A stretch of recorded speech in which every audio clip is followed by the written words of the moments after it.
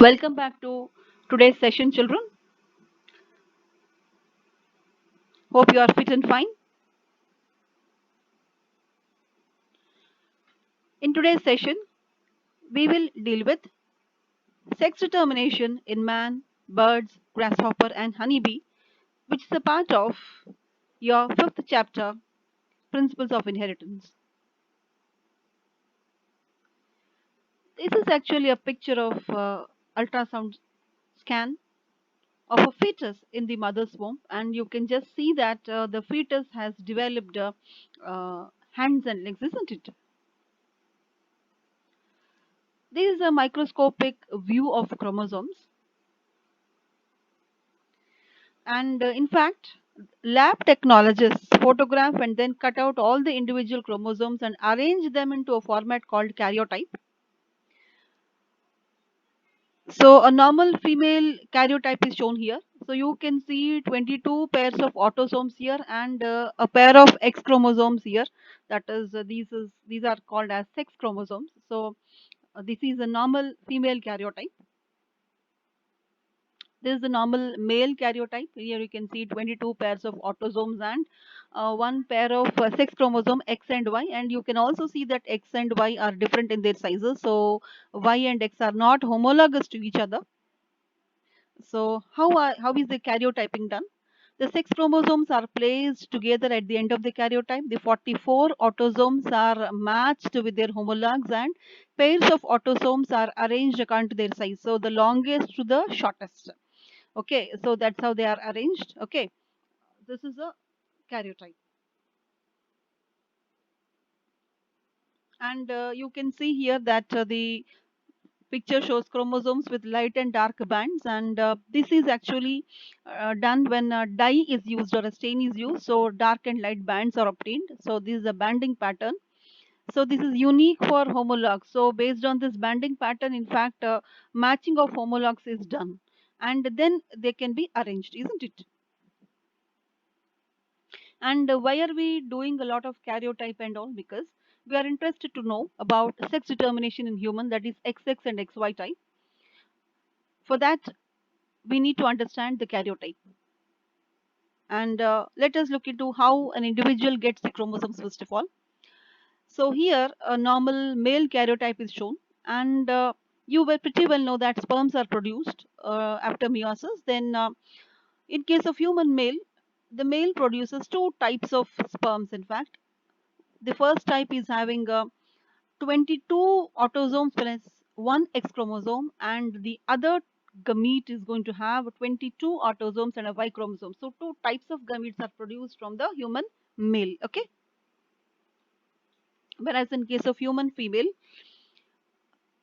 the female produces same types of gametes. Okay, 22 plus X here and 22 plus X here, because two X chromosomes she is having. So,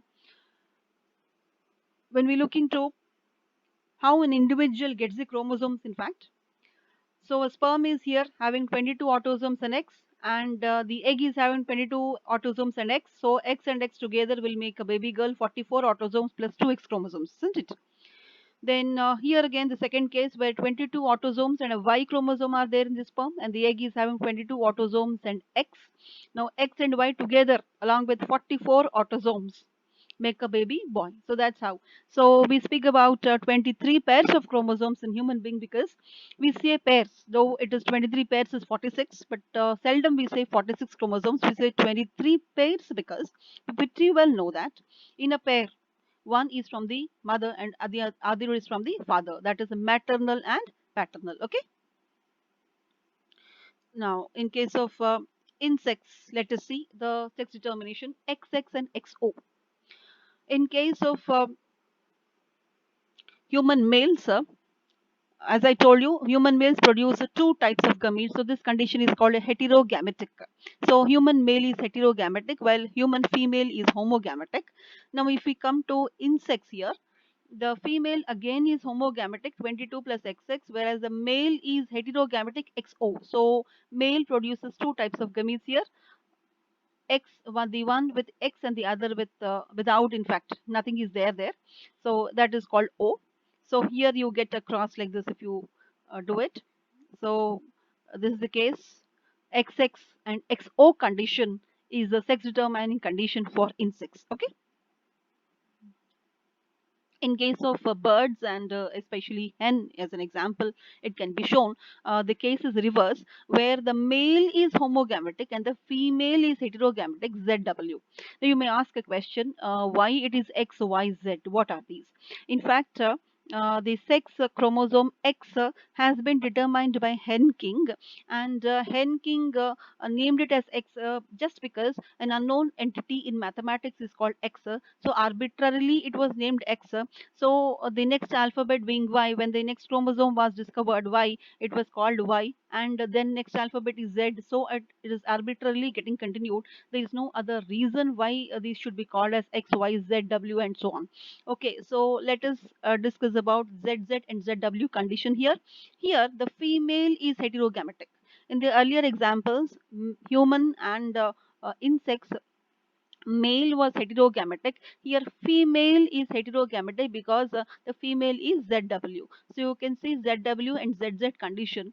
So female is heterogametic and male is homogametic here. Okay.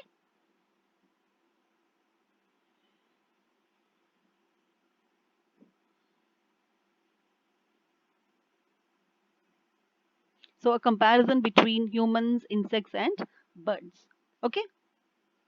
Humans XX and XY, insects XX and XO, birds ZW and ZZ, and Drosophila will be similar to humans except and XY condition will be there in Drosophila. Okay.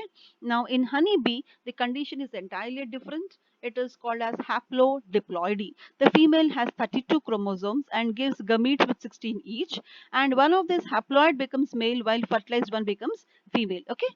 So in the next session, we will again meet with some interesting aspects of genetics. And until then, bye.